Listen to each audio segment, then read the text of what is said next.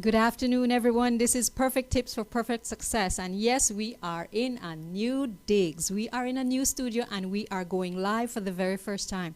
We're discussing a very important topic in this episode of Perfect Tips. We hope that you'll still be able to learn from the path of our three business special guests. As you know, Perfect Tips for Perfect Success is to share a little bit of our story so that you can learn something and it guides you along your path. Today we're going to be talking with three business professionals, long-serving in their own right, in their own sectors, and we're going to be learning from them how did they get started, how did they walk this walk, the challenges they faced, and a big topic we're going to be touching on today is when the formal sector meets the informal sector and what that is like and what that produces. So let us introduce our guests. We'll start first with Chris. Good afternoon, everybody. My name is Chris Josado. I am co-owner of Thursday Thursdays, marketing consultant for the office printing and graphic design. And I recently started my own company, which you are in right now, called Studio 196 Belize, specializing in live streaming, but we can do different multimedia stuff. All right, that's Chris. Lorena, can we hear from you? Good afternoon, everyone. My name is Lorena Zaldana, and I am the co-owner of the 501 Hub Restaurant in Belize City. And I am also the founder and main trainer of Hospitality Training Services Belize, which has been in operations for about 4 years now. Well, thanks for being with us. And last but certainly not least is Michelle Rodon. She's been in business for quite a period of time. So, Mish, can we hear from you? Hi everyone, I'm Michelle Rodon. I'm the owner of Genesis Arts, Genesis Mass, Realty, and I'm also the founder for 1,000 Smiles for Cleon, which is the foundation for children with cancer. I've been in business a long, long time. We don't want to date ourselves on this one, do we, Michelle? Well, thank you guys for joining us. And I want to give you all an opportunity to talk about a little bit more about what is it you do and how did you get started and just why did you do this in the first place? Should I start? Yeah. Let me start. I do multiple things almost by chance, not really by choice. The only thing that I do by choice is DJ. A lot of you know me as DJ Chris. I got into the restaurant / nightclub business by, I guess, proxy through my dad. It's not necessarily something that I thought I would do, nor did I study or anything for. I actually kind of stopped school to help him out with that. So at the young age of 17, I've been in the industry over 10 years, the restaurant and bar industry. But yeah, I was kind of thrown into the pond when it comes to running a business like that. But I mean, I had to start obviously from the bottom, cleaning bathrooms, bartending, cooking. I mean, I had to learn each and every part of it before I ended up taking it over. Obviously, as you may know, we branched out. We had a branch in Orange Rock, a branch in Cayo. I was tasked the management of the one in Belize City. I think I did pretty well. It's still open. But yeah, so that's how I got into it. The DJing has been something that I've loved from a little boy. So that's something that I kind of pride myself in, having created a business out of something that I love to do. And you know, they say, you know, if you love what you do, you never work. So yeah, and then now, in my current marriage, I got into the printing and graphic design thing. I personally don't design, I handle the printers. And then because of COVID and DJing, I actually got into the live streaming and broadcasting, so to speak. And it's something that I've always been interested in, but never had the time to do. And COVID gave me a year to do it, so that's what I'm doing now. Well, Chris, you mentioned two things that have become common across the interviews that I've done. One is by happenstance. That's a term that has evolved, that you didn't actually plan some of it. The next thing you mentioned is that there's passion in some of what you do. So let's see if that team resonates with Lorena and Michelle. Lorena, can we learn how did you get into what you're doing and why you're doing what you're doing? Definitely. So I've been in the tourism industry for about 12 to 14 years. I started working in hotels, working in tourism from front desk, working my way up. And I worked for 14 years until I became general manager at a couple of properties. I've worked all over the country. And because my career started at Walt Disney World, I came from a very high standard of service training. And just working around the country and working all of these different jobs, I didn't find that in Belize. I found that our tourism product was, as we all know, beautiful and very marketable, but I didn't feel that our service was matching that. So my entrepreneurship venture started with the training company. I saw an opportunity and I started the training company. I partnered up with an international company called the American Hospitality, the American AHLA, it's American Hospitality and Lodging Educational Institute. And I offered internationally accredited certifications through them. So after doing that for 4 years, the company was finally ready to grow. And I thought, everybody asked why a restaurant, but I wanted to start, I had a 5-year plan pre-COVID. I wanted to start a hospitality school. So the restaurant was to serve as a training center, a training facility where we would offer theory training and then do the internships where we offered hands-on training and then supplied the hospitality industry with trained and certified hospitality professionals. And then we would do job placements once these individuals became trained and certified. And so the 501 Hub restaurant was born as a result of that. It was a part of this 5-year plan. And we were 8 months into our operations when COVID hit. So I went from working in the hospitality industry, like I said, working my way up and then owning a training company, which took me about 4 years to get it off the ground. Because although everybody in Belize wanted training, they agreed it was needed. In the beginning, not a lot of people were willing to make that investment, not properties willing to invest in their human resources. And also the people working in the industry either weren't able or weren't willing to make that investment in themselves. So 4 years later, we saw progress and I thought we were ready for that next phase. And so I started the restaurant with that in mind. And in the 8 months that we were in operation pre-COVID, the training, people laugh at me now because running a restaurant is a crazy job. It's very, very difficult, very stressful. It's all consuming. And so right when we were overcoming that bump of a startup restaurant and where we were starting to break even, and I saw we started to see the fruits of our labor, then COVID hit. So that's kind of where everything came at a standstill, but that's just a little bit of history of how I got into doing this and why the 501 Hub, what the idea and the concept of it was. Well, Lorena, you have some commonality there with Chris in that you've both been in the service industry, particularly in the restaurant business. Yours was a little bit more intentional in the sense that you've been in hospitality for quite a bit a while, but your experience is quite extensive. Training is something that resonates across sectors.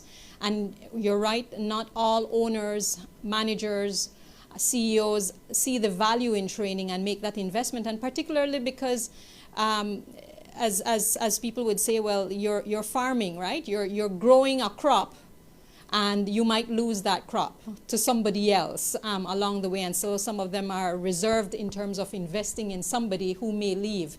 But you continue to plow at that. Michelle, you're in graphic design and also real estate. Talk to us a little bit about how you got into those two things, completely different sectors. Well, I've always been totally fascinated with art and design. And I remember, actually, I started off wanting to be a doctor, and I was studying medicine, but then the art won over because I always loved art, and that was my passion from a very early age. And I remember I graduated from college in the States, and I came home. There was absolutely nothing in the line of marketing, promotion, graphic design in Belize. People used to cut and paste. They used to type stuff on a typewriter, cut it and paste it. And that's how they would do flyers and brochures and different things, right? So I found that totally, I mean, it was funny and I wanted to make a difference. I wanted to help companies to promote themselves effectively. I wanted them to be able to launch their brand on the market and make a difference in the way people see them so that they get more business.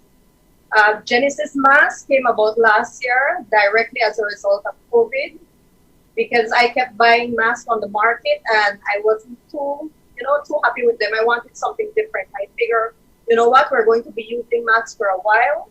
They have to be comfortable. They have to be pretty. If we have to be using them all the time, we want something that's attractive and we want something that, it kills the negativity a bit, kills the seriousness of the situation. So that's how we came up with Genesis Mask. The Realty is my real estate company, and that I've also been doing for about 7 or 8 years. And that I pushed a bit more during COVID because things slowed down a bit with Genesis. So then I launched myself fully into the Realty. And my foundation for children with cancer, 1,000 Smiles for Cleon. We've been around quite a while too. Last year, unfortunately, we were unable to do anything. Our very popular Disney character show, which is our biggest fundraiser, we were unable to hold because of COVID. But we're hoping to bounce back maybe by the end of the year or early next year. And we're coming back harder than how we left, right? Let's talk a little bit about your path. You all started alluding to the answer for this question, but let's get very specific about it.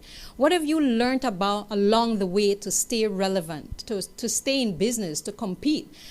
You alluded to different things you had to do when COVID came along, but let's talk about pre-COVID. How did you walk that walk to stay alive? Michelle, you haven't said the amount of years, but I will say it's been at least 25 years that you've been at this. So how did you stay relevant all through this time with all the young people cropping up, the young business cropping up, the changes in technology? What did you do? Well, the passion plays a big part in that, because when you're 100% passionate about anything, you make sure that you're always on top of things, right? So I would keep abreast with the latest software. I'm the type of person that would sit through a magazine and read it from front page to back page and critique all the ads, critique the design and say, you know what, I would have changed that theme, or I would use a different color. So it's something I'm very passionate about, and so I make sure that I'm always on top of everything, the latest software, the latest trends, the latest design, everything having to do with design. I make sure that I'm on top of that. I don't let that slip. And always trying something new, not getting too comfortable in my skin, always ready to try something new to bring about a difference and to keep moving forward. Okay, persistence, staying fresh, passion, love, staying on top of it all. Lorena, for you, what have you learned? How did you stay relevant through everything that you've done and your years of experience? So with the training company, like I said, it was something relatively new. I mean, there were a lot of people offering trainings, but the international partnership that I had gave us that competitive edge. And fortunately, I was able to get some contracts. So I got a couple trainings before COVID, again, where I was traveling and offering train-the-trainer programs through this international company in Chile and Aruba. And so that really helped the branding and the company in Belize. It made it more credible. So going to a resort or going to the general managers and offering trainings now with that under my belt, it had more weight and more value. With the restaurant, because we really pushed the angle that we weren't just a restaurant and that we were also a training facility, and we were trying to do so many things to reduce unemployment, to provide the workforce in tourism with skilled and trained individuals. A lot of people bought into that. And in terms of what we did with the restaurant, our restaurant concept was very unique. We were doing things like oxtail sushi and we didn't want to just be another restaurant selling rice and beans and nachos and quesadillas and, the things you find at every other restaurant. And so it wasn't for everybody, but the people who wanted, the foodies who wanted something different, who wanted to come to a different place. Like if you've ever been to our restaurant, we have graffiti everywhere. Our furniture was made by our staff with pallets. that we recycled. We have recycled zinc. And so even when as you walk in, the concept was very different. So that really was an advantage for us, and it really played a huge role in everything that led up to COVID. Of course, it was a challenge, and because it was a restaurant and it was a startup, I've been in the hospitality industry as a food and beverage manager and working in restaurants as a waitress and everything, but never having to run my own operation. So that entire time pre-COVID was a learning experience. Like I said before, the hours were very consuming, and so everything up until that point was trial and error.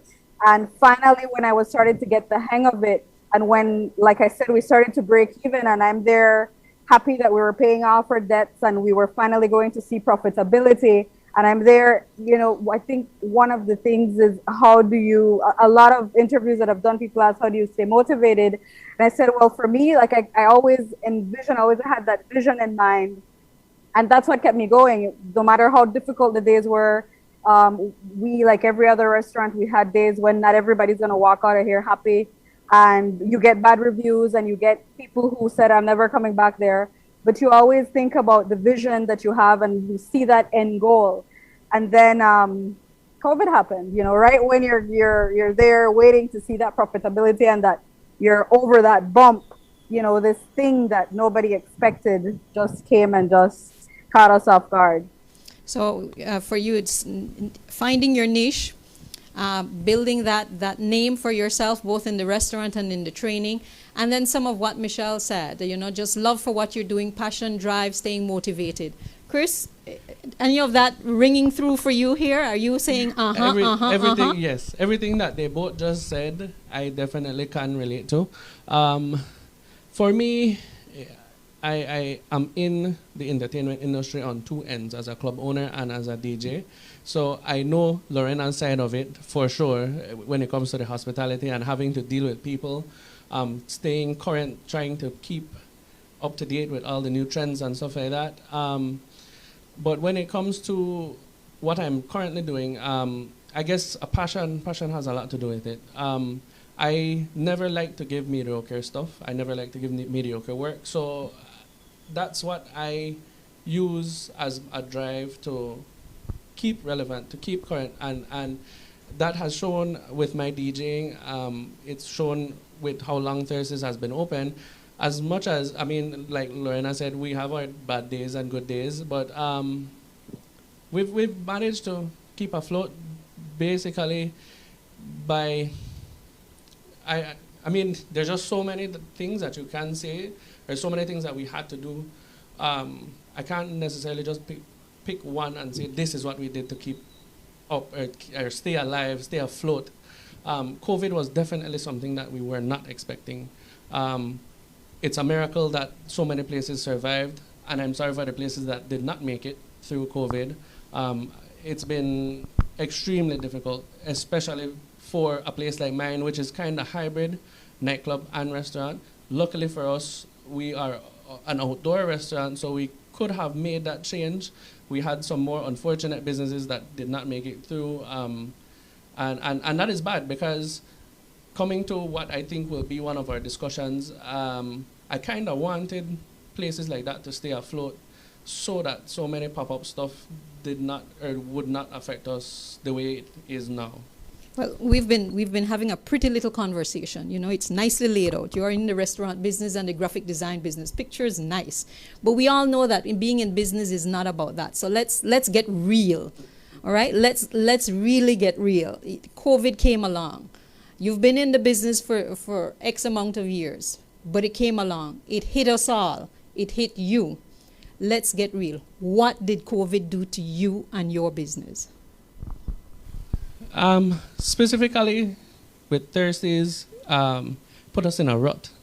And we have a bunch of competitors, and I will do the air quotes, not to offend anybody because everybody has to start somewhere, but I will do the air quotes because we have not had a level playing field when it comes to who is doing what, from where, and are essentially competing with us. Let's look at, before we get into that, let's look at how long were you shut down? How long was there no cash across the table, no drinks across the table, no food across the table, layoffs? Let us know the whole 9 yards. We were down close to 8 months. Close to 8 months with a little, maybe 2 or so weeks of grace period in between where we kind of opened back and then everything got shut back down. But it was a steady 8 months. For me as a DJ, it was a year. Luckily, with the graphic design company that we have, we've been up, but it's been very slow to the point that we decided to not have a storefront anymore and we brought everything home. So it's been extremely difficult. It definitely has set us back. What I would say would take years to put us back in a good position. Michelle, COVID, what did that do to you? Let's get real. What happened? Did your doors close temporarily? What happened? Well, I'll tell you something, right? I always thought that for women, having children would be the turning point in our lives. That would be when you really dig deep and find your strength and determination, and that's the hardest time for you, right? But no, dealing with COVID has been a nightmare. I mean, I remember nights of not being able to sleep because I'm so terrified, because your doors are closed, no income is coming in. And then when you reopen, very little income is coming in. But the bills are piling up. So it's like very little income coming in, the bills are just tripling, quadrupling, and you're like, what on earth am I going to do? How am I going to take care of all my responsibilities? Like mission impossible. I felt like screaming many days. And then there's also the part of the fear, because as parents, we worry about our children. We have to be in the office working, you're dealing with people. So there's a chance that you might get COVID from someone who walks in, no matter how many chances, how many security measures you implement. And then as a mother, I was like, you know what? Double terror, because then if I get sick, what happens to my children? If I get sick, what happens to my parents? So it's a double whammy hitting you at the same time. But I'll tell you something, COVID has been a nightmare that I don't think any of us are going to forget for a very long time. And what has affected me the most, regardless, more than the lack of the steady income, more than the dwindling of the steady income, what has really gotten to me is the attitude of the people. The majority of the people, it's like we right now being in business is the toughest time that we are ever going to go through and that we're going through. And clients just don't understand that. Listen, if you have something coming in on a Amerijet and Amerijet cancel their flight 3-4 times, which they've been doing, what happens to your items that are coming in on that plane? We try to explain to customers, listen, we were there on time, everything. Amerijet cancel their flight. The customer doesn't care, Dita. They don't care. They want what they want when they want, and that's it. Then you have like Chris and I were into printing. You can't get your inks, you can't get your materials. If your machine is down, it's tough to bring in your technician. Like my machine needs a foreign technician. So if my machine is down, I'm messed up.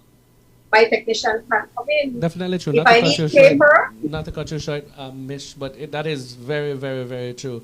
The access to stuff to service our machines and stuff like that, people don't care. They want their stuff now, and they don't understand that even something like COVID, how it would affect how we just do something as simple as servicing our machines. Sorry, Mish, I did not mean to cut you short. I just really wanted to interject so that people understand how that works, because it's difficult, and not us for try by double ease. Chris, and not only that, but then everything gone up. So if we used to pay a certain amount for paper and for inks and for whatever else we need to get our jobs out, the prices are now triple or quadruple. Then you can't raise your prices on your clients because you're worried about them, because we're all taking a lick right now financially, right? So you don't raise your price, and then you're stuck in a hole, right? It's really tough. On a scale of 1 to 10, I would give it a 9.9 in tough. Sometimes more. I know you're chuckling, Mish, but I know it's no laughing matter, and the past year has been no laughing matter.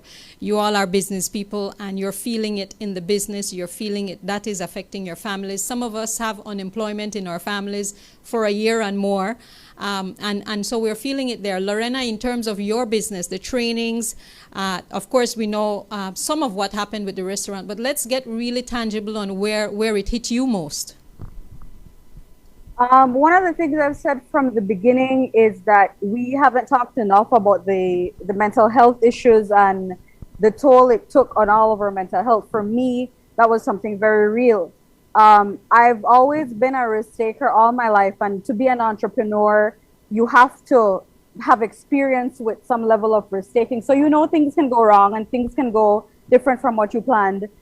But of all the scenarios and all the possible failures you could have planned for, I don't think COVID, at least for me, was ever one of them. So when it happened, the way I looked at it, I became an entrepreneur. I had a thriving training company 4 years later.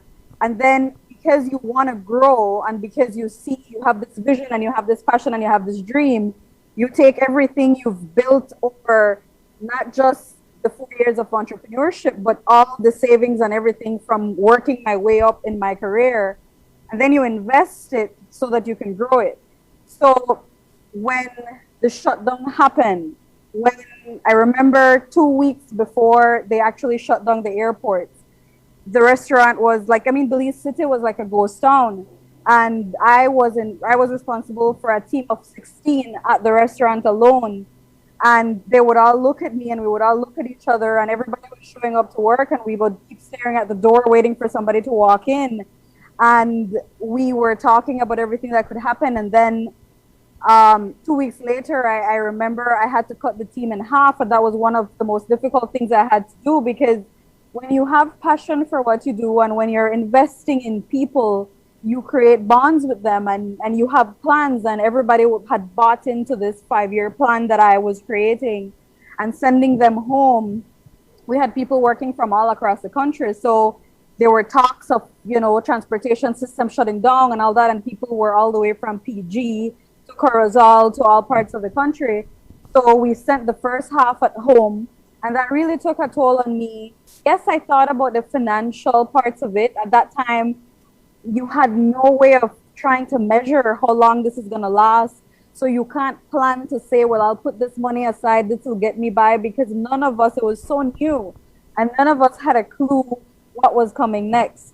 And then the airports closed, and that was it. Our revenue, 80% of it was from tourism, 20% was from local businesses. And then when the airports, I think after the airports closed, I don't remember how long after, but then we were forced to shut down. Everybody was under quarantine. We were closed for 2 months. And of course, for us, at least, I don't know what other people's situation was, but for us, the bills kept coming. You didn't have the luxury to say to anybody, like my landlord was in the same position. They said, well, I owe the bank. So I couldn't go to him and say, well, I can't pay you rent because I have no income coming in. And I was stuck with a 5-year lease. So those 2 months were very, very difficult for me. I was filled with anxiety. My mental health was all over the place. And not enough people were talking about it. Everybody was trying to be strong, and everybody was, trying to figure out, I guess, their own way to cope. But for me, it was very, very challenging. And since the 2-month shutdown, it's hard to say how long we've been open, because we would open back up, we would try something, it wouldn't work. Then there would be another lockdown and we'd be forced to close again. And so we've been open on and off, just enough to survive. But we went from a team of 16 to a team of 4.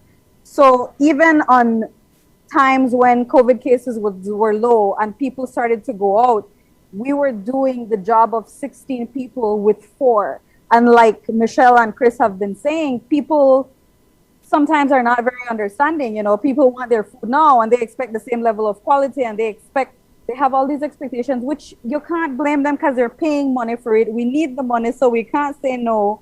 But at the same time, the toll it takes, the amount of work, the amount of hours you have to put in I told my staff, I said, you know, without that team where you squeeze every last little bit of juice they have in them to get them to help you get through this, and then you're doing that just to survive. Because I don't know about anybody else, but profitability is an alien concept right now. If you are lucky to just pay your bills and to not be digging yourself into a deep financial hole that hopefully when COVID is over, you're not going to be stuck paying debt that you've been incurring. And all of that, it's like, you know, like I said before, what kept me going was seeing the light at the end of the tunnel. COVID was like somebody sealing that tunnel shut, and I just felt stuck. And I just felt like, how are we going to overcome this? So I don't know if that gives you an idea of how tough and how hard it's been to navigate for me, but that's how I felt. It was very, very difficult, and every day that we've stayed open, I've counted it as a blessing. And some days, honestly, I can tell you, I don't know how.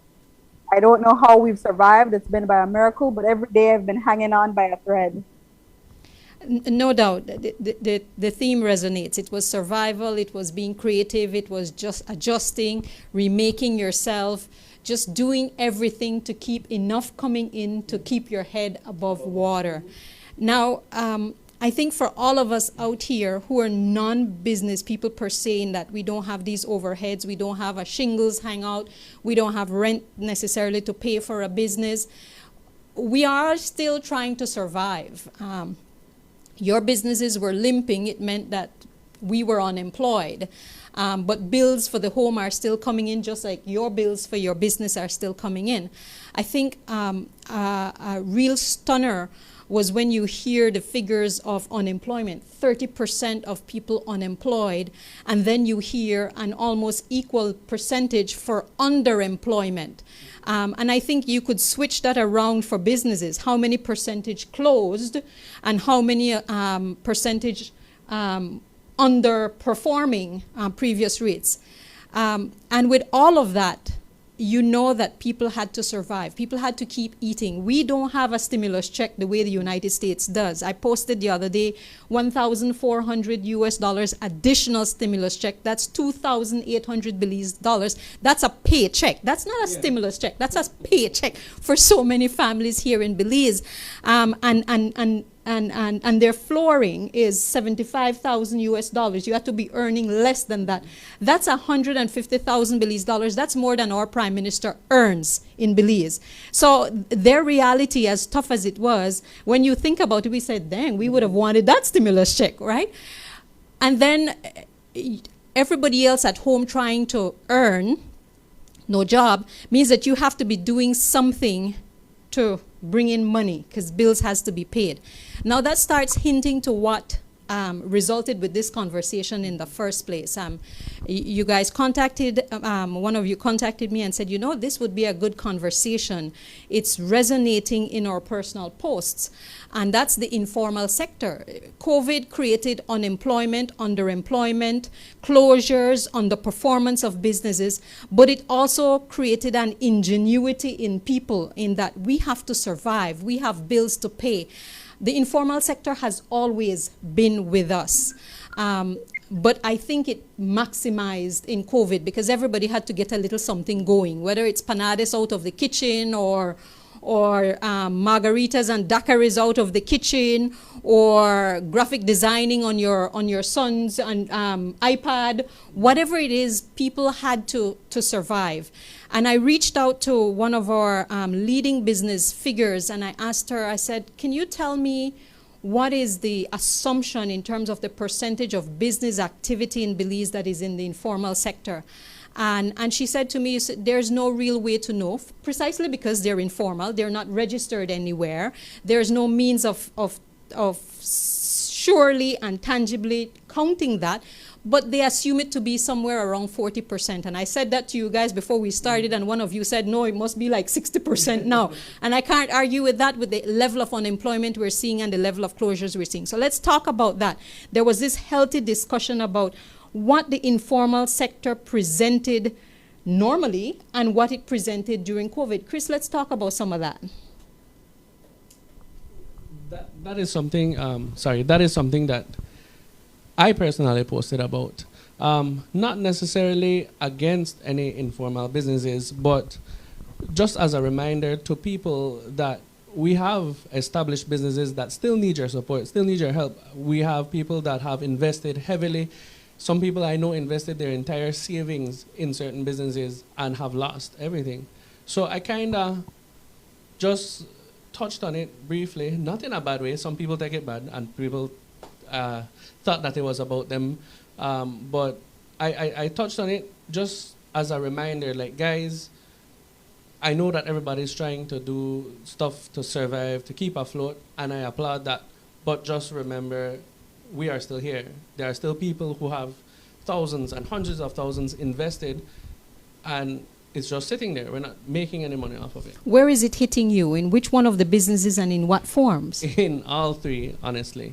When it comes to the restaurant and bar, you have people that are selling food out of their houses, who are selling drinks out of their houses, which I can't understand how they can do that when I have to pay a $3,000 nightclub license to be able to do that. When it comes to the graphic design and my wife's company, we have people doing graphic design and printing from their home, which is fine, but it's creating what they call a competition for us, and it has now become a competition for us, which I personally don't consider it competition, but you can classify it as competition, in an unnecessary way. We shouldn't have to compete with people just doing it out of their homes. I really, and my point of being here today on the show is to say that there needs to be a level playing field. There needs to be some sort of regulations, just making sure that the people who have invested and the people who are starting out are protected. People might say, but Chris, there was always the panade shop out of the house, or the rice and bean shop out of the house, or the rice and bean stall on the street side. Maybe the margarita and the daiquiris out of the house is a new form. Yeah. There was always the graphic designer kid who's a little whiz doing something behind his school computer. So this is just testing your salt as a business person. There might be those who say, "Come on, yeah, buck up, dude." Step up, yeah, exactly. Yeah. And I agree. I don't see anything wrong, like I said earlier, with people starting out small and building themselves up. But not everybody has that intention. Everybody just is at the point where they need and want to make money. Totally understood. But for a company like Thursday Thursdays, that has been over 10 years in the business, for a company like The Office, 11 years change in the business, even myself as a DJ, so much years in the business, and that's a small topic to cover, but I mean, to have so much invested and to have paid our dues, paid our taxes, paid rent, paid all our licenses for so many years, why not protect us? You know, obviously this is going out to whatever ruling body governs that or would be making money off of that, but it would help ultimately the economy and them, because obviously there's a leak, there's a bunch of revenue not being made because of how much informal businesses are out there. Michelle, you and I have been friends for a while. You've been in this business for a while. We've discussed different forms of leakage and competition in the informal sector for you. So you've been touching this for a while. What's different now? What's different now, to expand a little on what Chris said, right now everybody is desperate. You know, everybody wants to make money how they can. They have to feed themselves. They have to feed their kids, you know, their families, everything, right? But where the registered small businesses are concerned, I often feel like we're stuck right in the middle. Because you have the big businesses that don't really need the breaks that get the breaks. That's level one. And then you have level 3, which is the informal businesses that are selling their products on Instagram, on Facebook. You know, they don't have to pay trade license, they don't have to pay GST, they don't have to pay utilities and different bills associated with having an office, which the registered small businesses do. So it's like they're operating, they're doing what they're doing and paying maybe 1/8 of what we have to pay. And we're stuck right there in the middle. You know, we have to keep moving forward because we're trying everything possible to keep our doors open. But it makes it extremely hard for us. Because then right now, because of the financial situation, because so many people are facing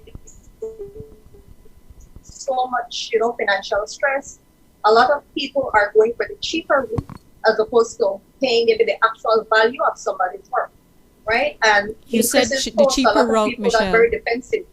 You said the What's cheaper. that? You said people are going the cheaper route. Are you saying this is affecting y'all's price point? May Yeah, I? they're Yes, undercutting, way undercutting, definitely. you know, and they can because they're working from home. They don't have the expenses we have, so they can charge a half of what, you know, of what we normally charge. They don't have the expenses we have. But they might say, So- you know, I'm working from home, but I have a mortgage to pay, or I have a landlord to pay rent. I have the same light. I have water. I have telephone and internet bill. What specifically is different? Those don't count as a business expense at that point. What we are talking about is specifically business expenses, what it costs for us to maintain and keep that business running. And then ultimately, as entrepreneurs, our personal finance, our personal bills and stuff will come out of that. I don't know how everybody else does their thing. I mean, personally, I would collect a salary instead of just dipping into the money and stuff like that, you know. But I don't think that they can compare saying, look, I have bills to pay, to me having to have my bills paid to keep my business afloat. I don't think it's the same thing. I don't know if you ladies agree. Lorena, what's your take on this? How have you seen it manifested for 501 and what you do, and if it's not manifesting, what's your take from a business perspective of what you're seeing? I look at it two ways, and I think what Chris was trying to say is that just like they can say they have mortgages on light bill and water bill, we all have that at home as well. That has nothing to do with the business. For us, though, having all of that on a personal level, and on top of that, having those bills at the restaurant, we couldn't say the same thing. We could, I mean, if they're not going to pay taxes, and then government would have told us, well, you know what, you guys don't pay either, then that would have leveled the playing field. But that wasn't the case. We still had to find the money to pay the rent, to pay the utilities, to pay everything we had to, because we had money tied up in these businesses. We had investments that at least I just couldn't walk away from. You know, I couldn't lock up shop and go and work from my backyard and start cooking in my kitchen, because it would be throwing away work and money that, you know, it was very hard to come by, and that I just couldn't afford. I didn't have that luxury to do. And I think, you know, you asked Chris a question about the people who are saying, well, you guys just have to get innovative. For me, I felt like I tried that after the 2 months lockdown. When I came back and I opened, I said, well, what can we do? Because we went from the thing that made us different, the uniqueness of our food, that people didn't often question our prices, because we weren't competing with the people down the street selling rice and beans or that kind of food. We were a completely different product. Our ambience, everything added value to the product that we were offering. So the problem when tourists didn't come anymore is that now we had to reinvent and completely rethink our business model and give Belizeans what they wanted, which I guess if it was selling rice and beans and all of that, we tried that, it didn't work. So I said, okay, well, one of the things we did at the 501 Hub, we started selling sangria by the gallon, we started selling the margaritas, and we started selling those things. And then somebody else goes and says, oh, that's a great idea. Let me try doing this from home. I can make margaritas at home. I can make sangrias at home. And then they have the advantage of doing that without having to worry about paying salaries to employees, to the teams that we had, or to paying all of the other overheads that we had. So you're having the informals and you're having the copycats, and they're coming in at a different level. And I think, Exactly. sorry, Lorena, and one of the things, and from Michelle said it, it played on my mind, and I have to agree with her with getting it from both sides, because we have all the micro businesses and we have all the major corporations that are taking advantage. Now, especially when it comes to the restaurant business, it's a mess. The amount of high-class restaurants that have been opened, And the truth be told, that they're all falling under one company, and they're not going to pay more taxes and stuff like that. We all know how that works. I won't get into too much detail because they don't like me already. So, so the double whammy for we get, we look down pan from up there, and then they kind of detect the lead crumbs from underwater from the bottom. So it's hard. It's extremely difficult as a small business, as an established small business. Now tell me something. This has aggravated with COVID. Do you all expect that this will go away when the economy picks back up? There's no more COVID to worry about in the exaggerated sense as now? Or do you think this has opened a door that has now left a permanence that you all will have to be dealing with for the long haul? I would hope it would not be permanent. And it needs to be something that, or it has to be addressed. If not, the economy will not bounce back. Simple as that. They have to take care of the tax-paying places, or else they're not going to bounce back. I don't know if they're going to depend solely on tourism to bounce back the economy. It's not going to work like that. And they can't keep raising gas prices for think that they are bringing it back neither. So it's something where, and I hope you ladies agree with me, that they have to put some sort of spotlight on what's happening and that leak in whatever revenue they can be collecting when it comes to tax and stuff like that. Michelle, Lorena, is this going to go away after COVID and the economy recovers, or do you think people have discovered something that COVID forced in terms of survival creativity, and that you will have to be dealing with this for the long haul? I have my doubts about it going away. The way I look at it, and like I said before, I looked at it on two ends. Like there was a point when I said, well, if you can't beat them, join them. So what I did as one of the things to survive was I hosted a foodie expo, and I just looked at my timeline and I looked at all of these people making great products. I don't think anybody's questioning the talent. I don't think anybody's questioning the resourcefulness of keeping their own personal bills going. And I applaud that. I think we're not trying to take bread out of anybody's mouth, because everybody understands the situation that we're in. So for me, for a while, I've rented out the hub. I've shared my kitchen. I've invited small businesses who maybe were cooking at home, who wanted the experience of operating from a restaurant. I've done all of that. I've charged rent. I've taken a percentage of sales, and I opened up my doors to these small businesses as a means to survive. But one of the things that through my training company I've discovered is that there was a lot of people out there working 8 to 5 jobs, or working jobs that they didn't necessarily love or have a passion for. So I feel that COVID gave some people an opportunity to explore other talents and to realize, to get a taste. Once you become an entrepreneur and you are your own boss, it's very hard to want to go back to work for someone. And not only that, but they discovered an easy and a cheap way to do it. I didn't have this option when I was starting my companies. Because of COVID, they did. So they're working from home, they don't have overhead, and they're probably making a profit. I'm not. So the way I look at it, if I were them, why would I want to go back to a job that maybe I didn't like, to a job that now I'm in full control in, and I don't think it's up to them. So I don't think, if it's up to them, I think they would stay. So like Chris said, I think it's up to government but then the human resources that are going to be needed to track. It's like when Airbnb started and all the hotels were upset, and they were upset about this informal competition and taking revenue from these established hotels who paid all of these taxes. But if people could get away with something, how is the government going to regulate it? How are you going to track down every single person working from home? How are you going to enforce taxes? How are you going to force them to register and to have them go through the same path and process that the rest of us had to go through? So I think we're probably going to be stuck dealing with it, and it's up to us, I guess, to figure out how to live with it, like the hotels have had to live with Airbnb. And it's going to be very interesting to see what happens.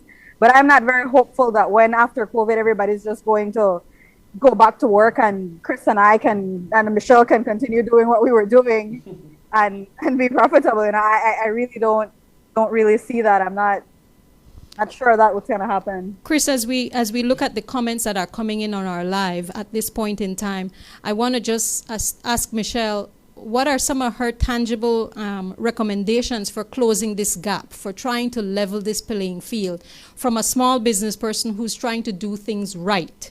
Let's hear some of your ideas while you scroll the comments, Chris, to see what's going on out there. Michelle?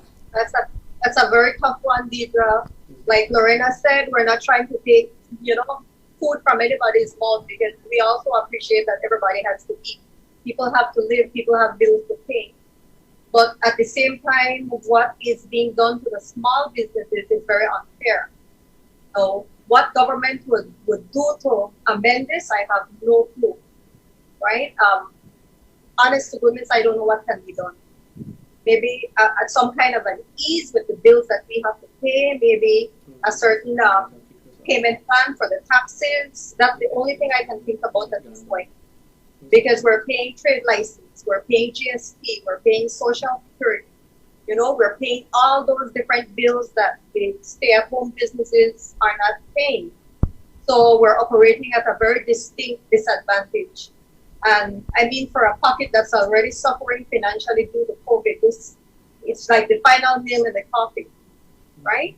So I would think maybe, if the Chamber of Commerce could sit with us and we could toss ideas back and forth, maybe we could get some kind of a break, maybe a percentage off the bill, a percentage off our taxes, right? That's the only thing I can think about, because there's no way they're going to call off us paying all the bills that we have to pay. Utility bills, the same thing. I mean, we're making 1/8 of what we used to make, but we have, the small businesses have double utilities, because we have our utilities at home and we have our utilities in the office. So we're really taking a licking right now, right? And like Lorena said, we have a lot of money invested in equipment and different things. So it's not as easy for some of us to say, okay, we're going to work from home. Although that would be the easiest thing to do, you cut half of your bills right there. But not all of us have that benefit that we're able to tap into. So clearly, this is a situation that we could probably talk about for hours, and we could go into the specifics and the nitty-gritties of the impact of it. But clearly, there's a leakage in terms of government revenue. There's a leakage in terms of earnings in other areas. Michelle hinted to some of them: Social Security, trade licenses. For yourselves, as we try to wrap this discussion, and trying to say, okay, that's a learning. It's an experience that we have. We're in business. We're doing something we love. We're not about to close our doors. What are you going to do to deal with this? How do you move forward? Well, I guess let's start off with the Thursdays, the restaurant. And all we can do and have been doing is to renovate and continue to keep up to date with whatever trends and all of that. Keep relevant in the industry. And also we do realize that everybody has felt the pinch. So we have made specials, we have had deals, we are doing, longer happy hours, stuff like that, just to make sure that people know, okay, we know that we need to pay our bills, but we know that everybody take lick too. Personally, as DJ Chris, I have lowered my rates. I wish I didn't have to, but I had to. And I can't say that I will just stick to what I know, and no, I've ventured into other stuff. I've added services to that DJ brand that I didn't normally do. For instance, the streaming and stuff like that. And then when it comes to the graphic design stuff, it is just being understanding that people, yes, may not have the same spending power that they did, so we have had to lower some prices as well. So don't think that we are not understanding of what's happening. We know, we detect leak too. Just know that we can't do as much as you would like us to do because we have bills to pay as well. Okay.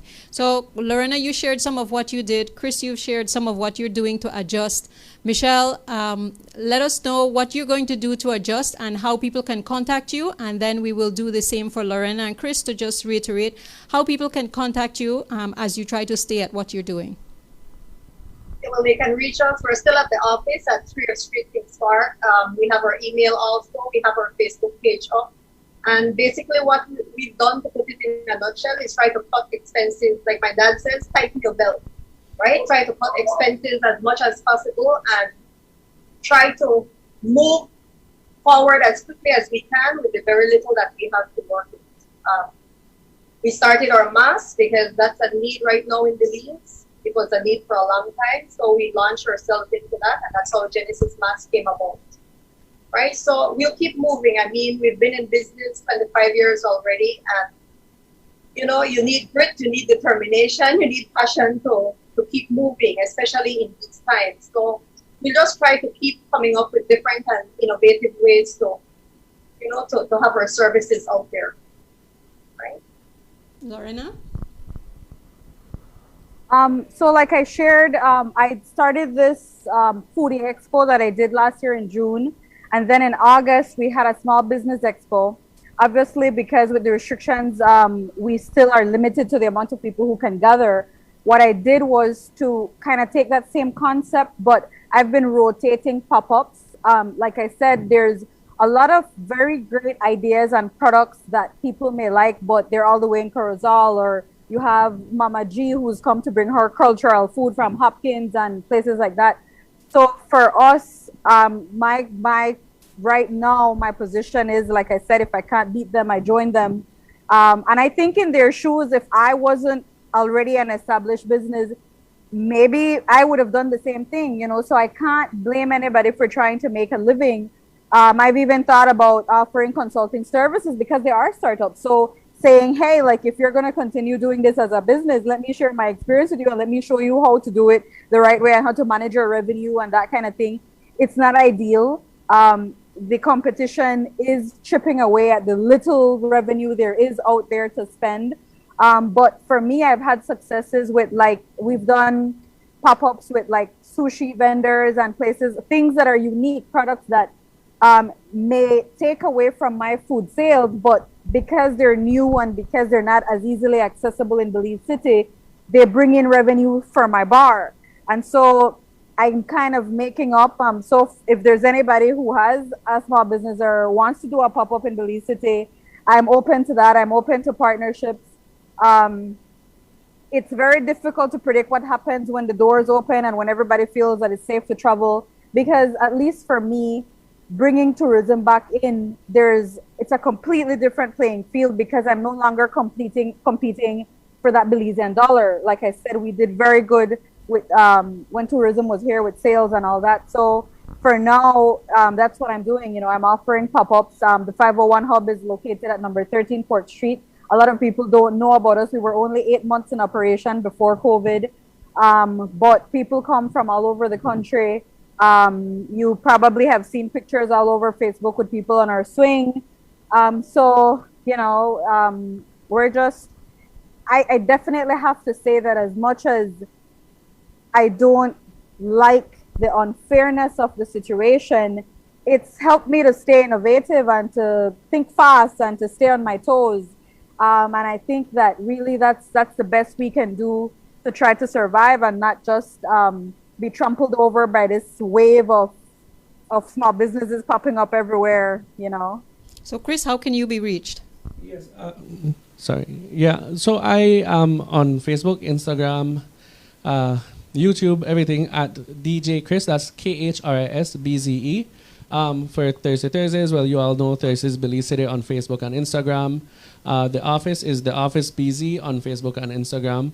That is graphic design and printing services. And I recently started up my own small business. Yes, I just started my own business, even though I get at the people both to do the same thing. But it's called Studio 196. We are actually in my home studio right now, where I offer live streaming services at a professional capacity, I might add. And not just to show up with webcams and stuff like that. So if the ladies on here ever need to stream anything, you could shout me out, right?